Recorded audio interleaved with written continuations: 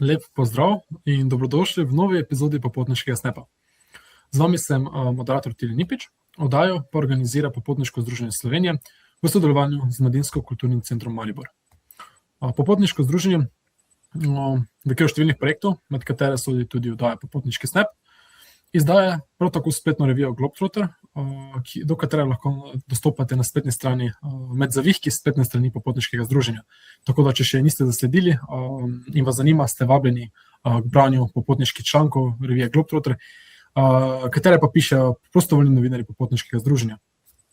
Kot je bilo izpostavljeno tudi v prejšnjih epizodah, vas obveščam, da tudi tokrat, vkoliko želite seveda, lahko sodelujete pri nudenju pomoči otrokom do poletnega oddiha na Slovenskem morju, torej natančneje v Mladinskem zdravilišču in letovišču Rdečega križa Debelji rtič.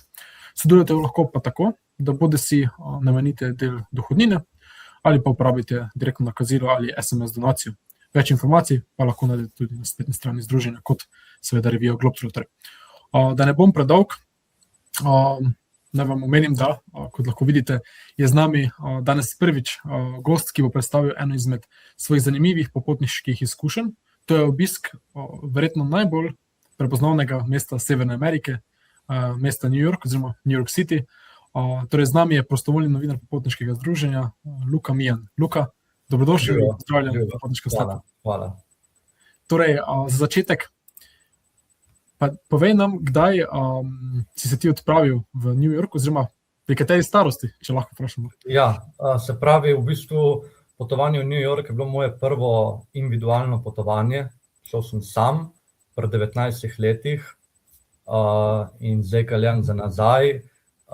Definitivno ni destinacija, ki bi jo zbral zdaj prvič sam, ampak ja, je bila pa dobra izkušnja za naprej. Torej, prvi skok čez lužo, oziroma prvo večje samostojno potovanje je bil skok čez lužo, kot radi reče, oziroma preko Atlantskega oceana. Tako nekako. Sedaj boš pa svojo izkušnjo še bolj vizualno predstavil preko fotografij predstavitve, ne? Ja. Ki se bo sedaj naložila. Tako. Se pravi, ja, pri 19 letih sem šel v New York zato, ker sem končal srednjo šolo in nisem imel jasne ideje, kaj bi sam s sabo. In se mi je zelo najbolj pametno iti delati 1 leto preko študenta, nabrati zadosti denarja in iti porabiti v New York, tako nekako.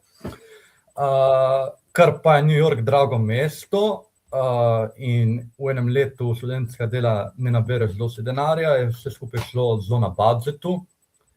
Se pravi, bival sem v Airbnb-ju pri židovski družini s 3 otroci. Delili smo si stanovanje, kopalnico, jedilnico, vse skupaj. Se pravi, začelo pa se tako, da sem pristal na letališču. New York sem sanjal že kot otrok, bila vedno tista najdestinacija. Se pravi, kontrola dokumenta, ESTA, pa se je začelo potovanje tako, da je tale policaj na letališču me pospremil v nek poseben prostor. Ko sem ga vprašal, zakaj, je sem rekel, come with me. Tam sem bil jaz, pa še 3-4 Arabci in se je začelo eno 45-minutno zasliševanje. Kaj sem prišel delati v New York, zakaj potujem sam, imaš samo 19 let, 3., 4. Po 45 minutah so se me usmilili, me spustili na lastno tveganje v mesto in dogodivščinam naproti. Se pravi, AirTrain, potem metro, da gremo do mojega Airbnb-ja, ampak iti na metro postajo v New Yorku ven ni lahko kar iti na trolju v Ljubljani, ne? Tako da to je zelo tako, da sem jaz enostavno prišel dol na ta pravi postaji, pogledal, kje je exit in slučajno končal tako enih 20 minut stran od Airbnb-ja, brez še ameriške SIM kartice, zato ker sem rekel, se to bom reševal enkrat, kadar lepo odložim kufer in vse. In se je lotilo iskanje, lovljenje po mestu in New Yorčani že tako niso znani kot najbolj prijazne osebe, sicer je tak stereotip, ki sem ga pol odvrgel, ampak niso pa lih, ja, vprašaš, kje je ta in ta naslov, najprej verjetno niti ne vejo, točno na pamet in vsakemu se nekam mudi. Jaz sem rekel, da je to mesto na dopingu, tako da ni bilo lih, kakor pri nas na vaseh, ko smo prijazni, peljemo nekoga tudi 10 minut, no, v New Yorku ni tako. Ampak, no, vztrajno se je izplačalo.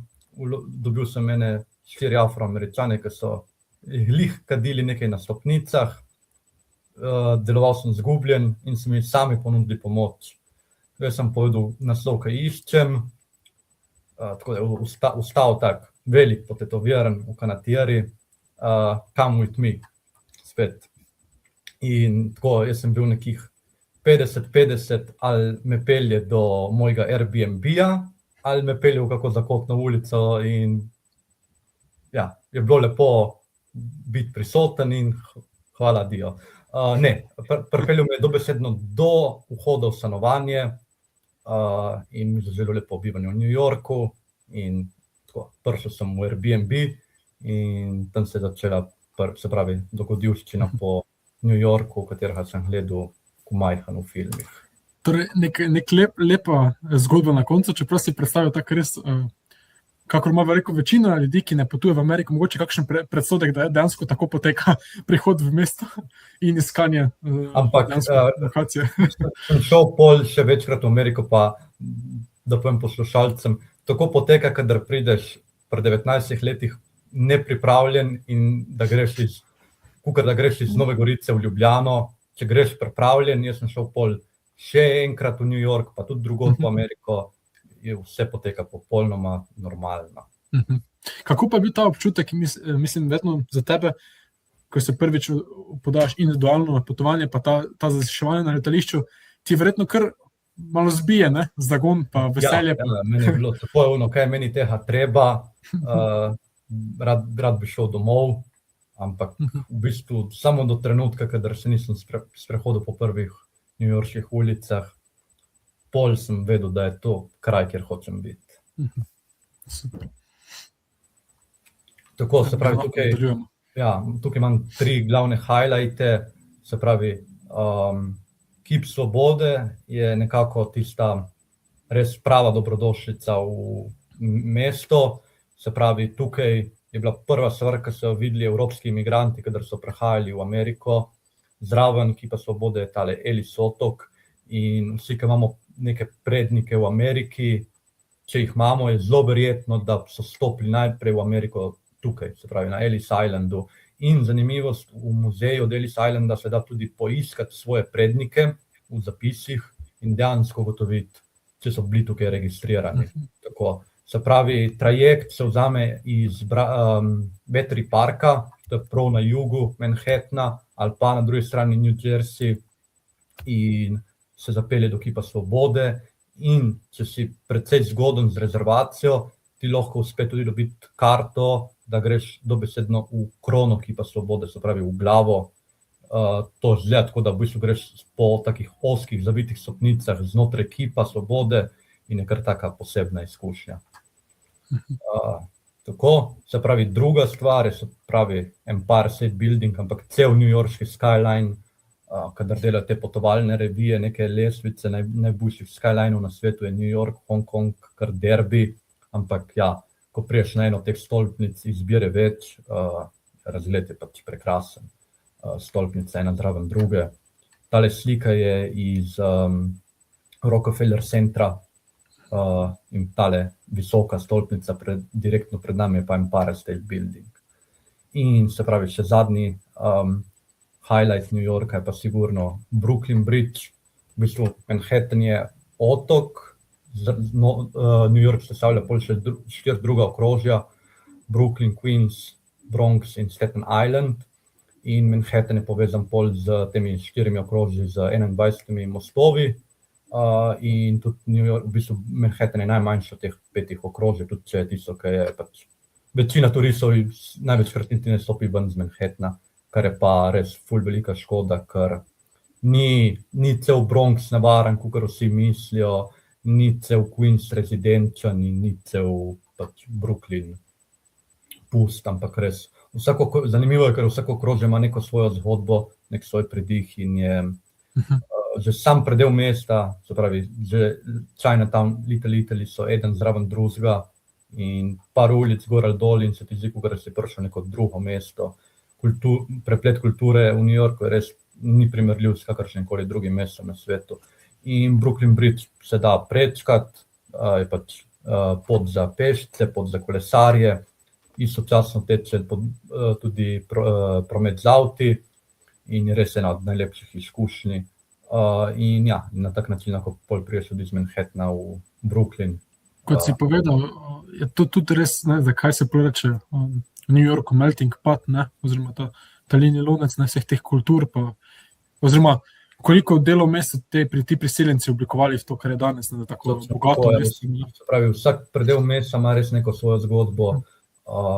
Imaš recimo na severu Brooklyna imaš močno poljsko kulturo, jug Manhattana je zelo židovski, potem imaš v bistvu 3 Chinatowne, ni samo tale na Manhattanu, je še eden v Queensu in Brooklynu, v bistvu tisti na Manhattanu je najmanjši od vseh 3. Little Italy je tudi v Bronxu, dejansko je tak pristelni Little Italy, kjer še ti govoriti italijansko, ni turističen del, kakor tisti na Manhattanu, so itak Afroameričani, afriška kultura, Harlem je sploh znan po tem, in niso vsi te predeli, se pravi, kadar stopiš malo ven iz turističnega dela, nevarni, neurejeni. Prav drugače, Harlem je, jaz sem se sprehodil skozi cel Harlem in je zelo lep del. Je pa treba biti v New Yorku pač po pameti, ne, kakor vsako drugo veliko mesto, saj ni nič posebnega to. Jaz sem krat, ko sem šel v New York, spet 19 let, potujem sam in sem se že malo domačil mesta, pa gremo mi v Bronx, je bila en dan ideja, ne. V Bronxu je Yankee Stadium, to je najbolj znana newyorška ekipa. Jaz sem šel na tekmo od Yankeejev, kar priporočam res vsakemu, ko gre v New York. Karta je zelo poceni, govorimo tako, niti $20, in je taka res pristna newyorška in sploh ameriška izkušnja, no, ker bejzbol je res, boš dobil, mislim, lahko gledal samo v Ameriki, kakva Japonska, no, še pride vmes. Ampak ja, pred tekmo, zakaj bi samo šel na stadion, dajmo se malo sprehoditi naokrog, pa pol zvečer, ko sem se vrnil nazaj v Airbnb, tale familija je bila res zelo gostoljubna, pa je bilo vprašanje, kje si pa danes bil?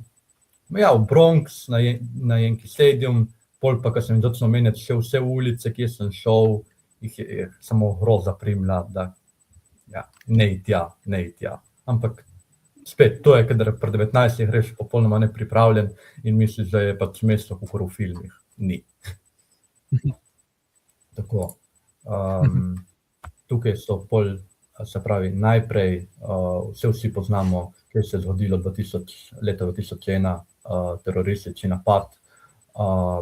Ampak ta točka je zdaj pač pravi popolnoma obnovljena. Tukaj so bila dve stolpnici World Trade Centra 2, zrušena takrat 11. septembra. Ampak New York je znan potem, da je imel ogromno kriz in po vsaki krizi je prišel ven močnejši, kot je bil prej. COVID je bil tak zadnji primer, ker je New York eden od tistih, ki jih je najbolj slabo odnesel. In spet se omenilo, da je New York mrtvo mesto, da se bo ljudje odselili iz New Yorka, in New York se je opomogel. In tako najboljši primer je pa bil tale 9.11. Ne.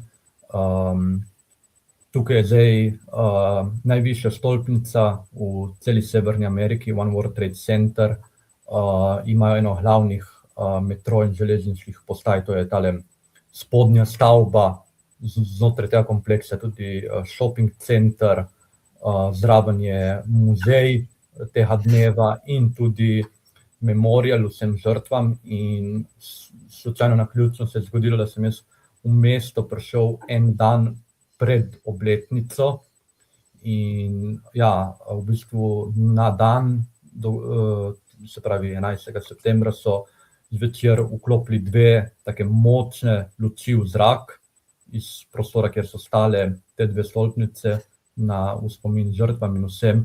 Cel dan je poteklo neko dogajanje, v bistvu za navadne turiste je bil ta del tisti dan zaprt, ampak to je samo dokaz, da kadar je treba, Newyorčani se pač povežejo in stojijo enotni in pač 19. je en primer, drug primer je pa tudi Times Square, ki je tukaj zgoraj desno.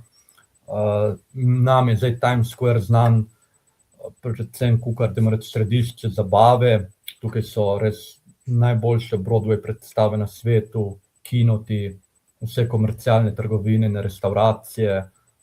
Newyorčani pravijo, da na Times Square so samo turisti, oni se izogibajo tega dela, ker je pa res gužva, kaotično, nagnečeno in nekako razumem, zakaj domačin se noče tukaj gnetiti.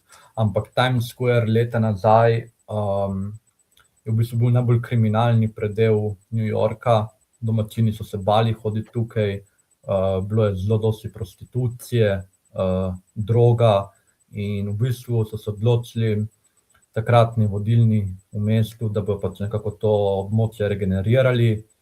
Začeli so pač zagraditi Broadway, gledališča in nekako preoblikovati predel iz neke kriminalitete v pač središče zabave in ja, iz tiste ideje je pač ratal mogoče najbolj znan del New Yorka, sigurno pa, kadar se stemni, tisti del, ki si ga največ turistov želijo gledati. In potem je še spodaj desno Central Park. Central Park je eden največjih parkov na svetu. Zanimivo pa je, da v bistvu ni mati narava ustvarila, ampak je bil dejansko namensko narejen. New York, ko pogledaš Manhattan, je v bistvu samo kakor pač poje Alicia Keys, Concrete Jungle, pač betonska džungla. Stolpnice so res nagnetene, ena zraven druge, ko pogledaš gor v zrak, vidiš samo neke vrhe stavb, tako da nimaš nobene orientacije. Ampak zato, ker je bilo res toliko tega betona, je prišla ideja, da nekje mora biti nekaj zelenega, da bo mesto dihalo. In spet iz neke banalne ideje po nekem zelenju je ratal ven najbolj znan park na svetu, verjetno, pa eno najbolj priljubljenih prizorišč za snemanje filmov. In spet to je New York, kjer se iz neke običajne ideje rodi nekaj genialnega lahko ven. Luka, na tej točki bi te tudi vprašal, ko si govoril o tem spomeniškem obeležju, temu pač tragičnemu dogodku, 9. septembra, oziroma 11. septembra, tudi že ta urejenost, koliko se spomnim, so na obrobju oziroma na ograji tudi gravirana imena vseh žrtev in vidiš, kako koliko ljudi je bilo v to pač vključenih, je res te prevzame, mislim, ni tako lahko, čeprav se veliko o tem govori, sploh ti, ko si na dan obletnice tam, Se zelo dotakne in če se te ne dotakne pri spomeniku, se te pa definitivno dotakne znotraj muzeja, tako da jaz ful priporočam komorkoli, ki gre v New York, da je ena od reči, kjer je vredno odšteti tistih $20, govorim na oko, in si to gledati muzej, zato ker je res tisti dan, bi rekel, res povzet od začetka do dneva, kaj se je zgodilo. So tudi ostanke, pa recimo, ne vem, gasilskih avtov, pa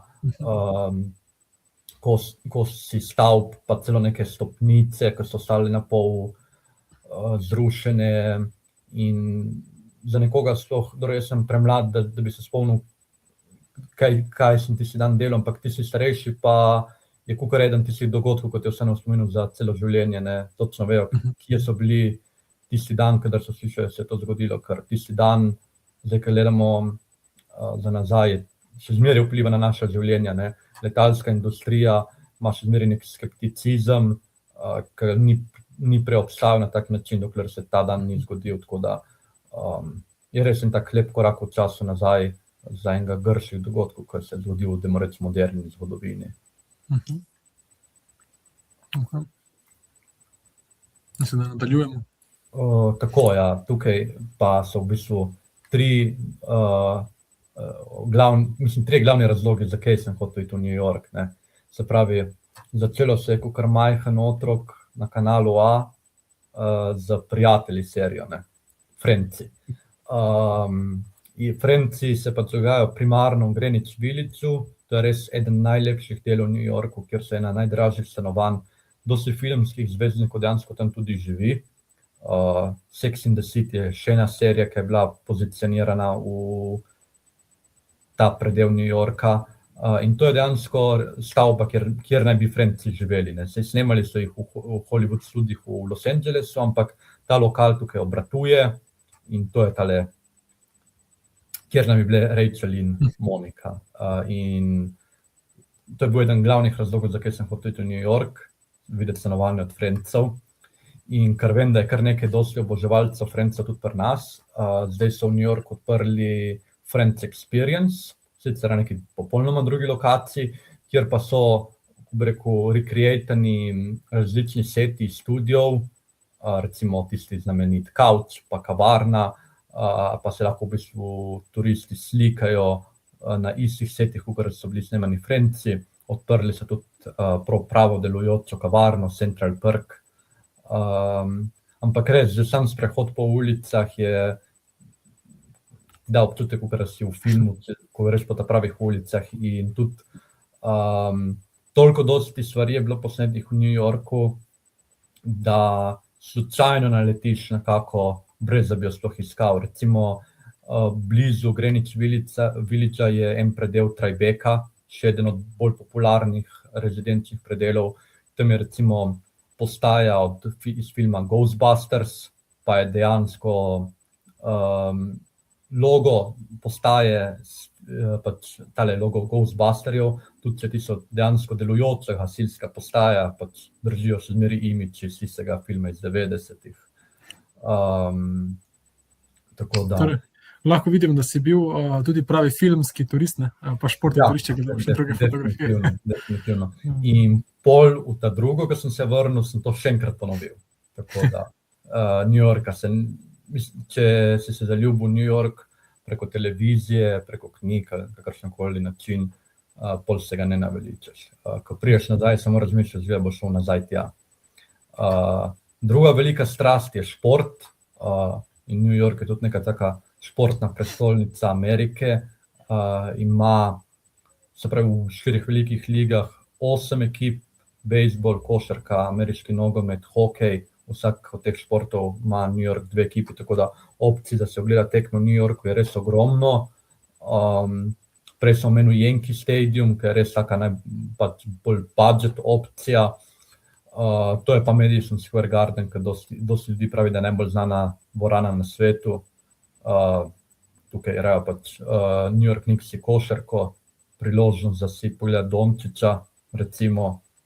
Ampak v Brooklynu je še ena ekipa, Barclays Center je ta dvorana, kjer igrajo, tako da če nekdo res gre z namenom neke specifične tekme, je največkrat tako, da gostujoča ekipa odigra najprej en dan proti eni ekipi, pa pol čez kak dan, ali pa lahko tudi takoj naslednji dan še proti drugi. Pa tiste tekme v Brooklynu so tako tudi pol bolj poceni, tako da če nekdo hoče iti gledati recimo Dončića, pa ni toliko must, da mora videti Madison Square Garden, je pol Brooklyn netci boljš opcija. Kot zadnje pa Broadway, to je spet eden od razlogov, zakaj dosti ljudi gre v New York, in je pa tudi stvar, ki upraviči pričakovanja. Jaz sem šel pogledati 3 različne Broadway predstave v obeh priložnostih, ko sem bil v mestu. To je dvorana iz Hamiltona, ki je trenutno ena najbolj popularnih Broadway predstav.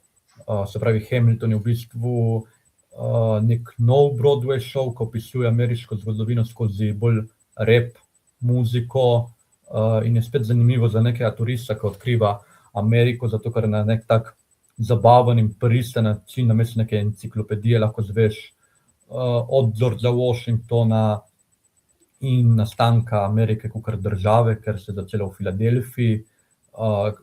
Pač kako je ratala Amerika država.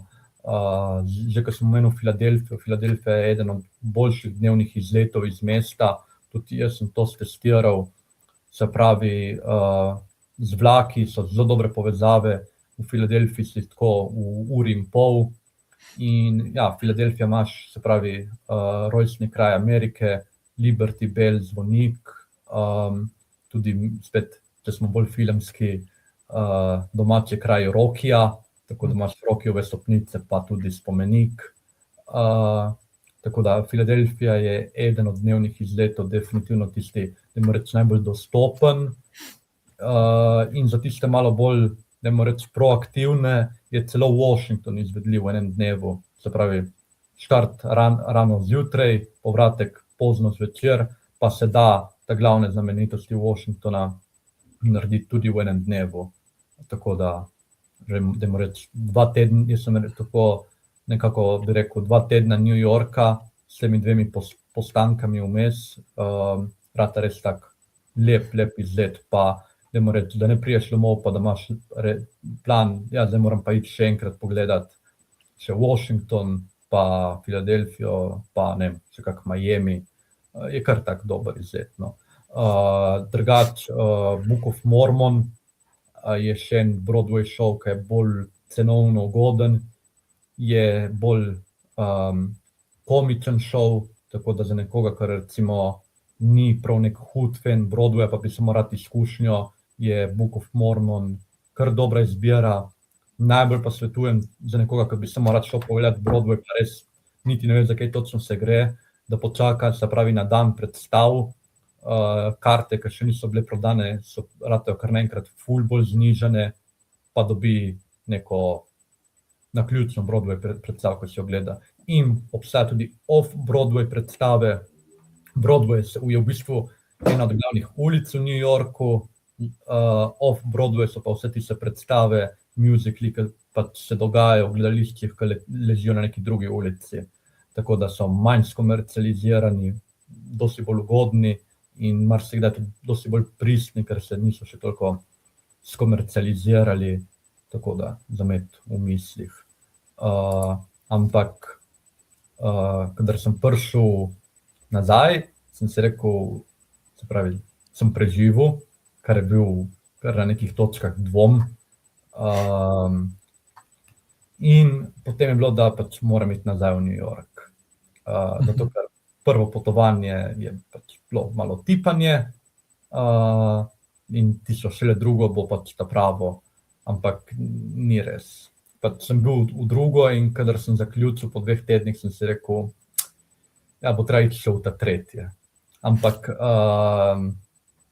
ja, vsak božič, ko sem gledal Home Alone 2 film, je bilo vedno tisto, enkrat hočem biti v božičnem času v New Yorku, to je bil tisti cilj, ki sem si ga vbil v glavo in to je ratalo v drugo in je riziko, da boš ulovil nek snežni metež, da ti bo pač to uničilo potovanje, da boš bil več v hotelu, kakor zunaj, to je za vzeti v zakup.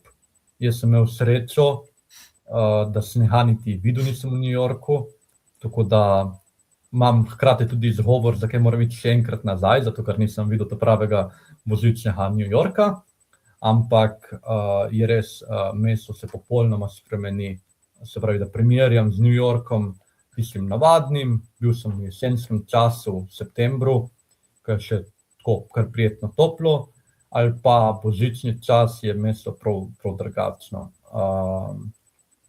Tukaj je pač ta najbolj znana novoletna jelka na svetu, zraven Rockefeller stolpnice, spodaj drsališče. Ko prižgejo luči nekje v prvih dneh decembra, je tista otvoritev božične sezone v New Yorku in za en dober mesec se res vse vrti okrog božiča. Ta jelka je ogromna, turistov je seveda zraven jelke tudi ogromno.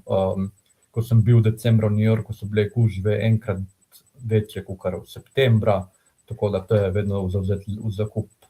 Ne samo v New Yorku, v vseh velikih mestih, ampak New York je res hud. da si daš še pol ure fole, kamorkoli greš, ker boš pač čakal v vrstah. Od restauracij do muzejev, vse. Pač, New York decembra za Božič očitno ne sanjam samo jaz, ampak še dosti drugi. Zraven Rockefeller centra je pač v bistvu poteka 5. avenija, to je verjetno najbolj znana ulica v New Yorku, tale shopping.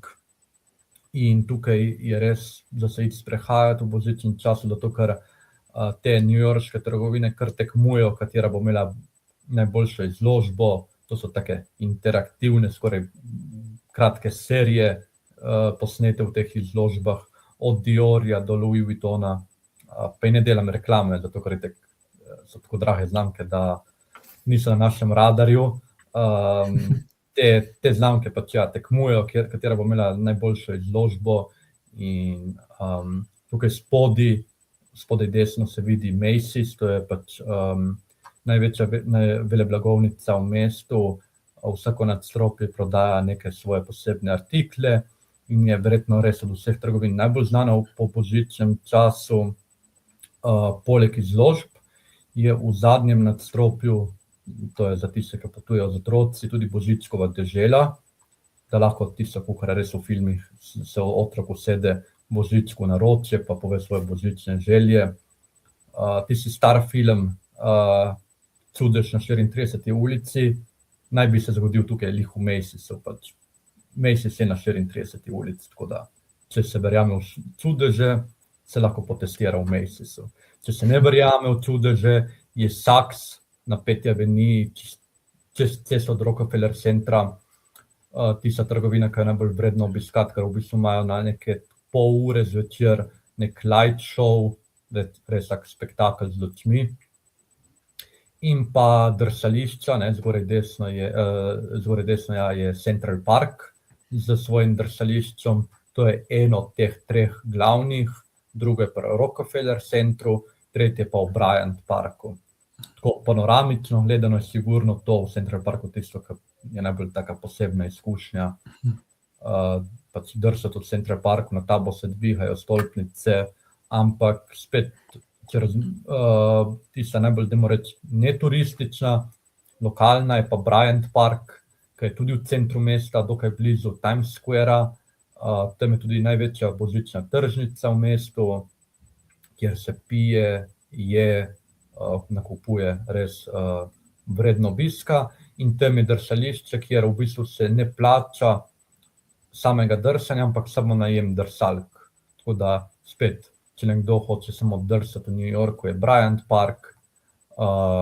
Rockefeller je pač tisto najbolj eksplozivno drsališče, zato ker je pač tako prizorišče in pač toliko posledično toliko dražje. Ampak se pravi, New York je res nekaj posebnega zame. In vem, da se bom vrnil v 3., ampak bi si kar uposabil, da bom pol hotel tudi v 4., tako da mogoče si pol pravim, je boljše vmes vtakniti nekaj drugih destinacij, ampak bom pa tudi tako rekel, prepotoval sem kar nekaj sveta, od Azije do Afrike, take dosti bolj kaotične države, ampak še zmeraj kaos New Yorka je večji kakor kjerkoli drugje. Tako da res prihajam v mesta, tako sem ful zaskrbljen, kako se on tam znajdel, tuj jezik, ne govori angleško, ali pa država ni urejena, kako se on dobil po metrojih. In potem vidim, da me je New York že pri 19 letih tako dobro natreniral, da me nič več ne spravi iz tira. Torej, zdaj v zaključku si zelo lepo pač povzel to ameriško izkušnjo. Tudi sam se spomnim, mi smo imeli srednješolsko ekskurzijo v New York, smo izkoristili ta izlet tudi v Washingtonu, kot si rekel, zelo, mislim, se tudi da priti v enem dnevu do Washingtonu, smo pa imeli srečo, mislim, bili smo v času februara, pa je tudi snežilo, kar je bilo toliko, da je bilo znosno zahoditi in vse je bilo super, ampak nismo pa doživeli tega božičnega tripa, o katerem si govoril, in to je lahko pogosto to bucket list, doživetje božični New York s snegom, pač nekaj iz filmov, nekaj, kar pač je res neka posebna izkušnja. Mogoče za zaključek imam še eno vprašanje z tebe. Kakšna je bila prilagoditev na ameriško, oziroma rečemo bolj hitro hrano? No, sej tukaj prej smo govorili o tega miksa kultur. Jaz sem v New Yorku jedel odlično. Kar se tiče ameriške hrane, zato ker pač mi ta njihova kulinarika leži, ampak res, če hočeš jesti kitajsko, boš dobil odlično kitajsko, tak pico ljub.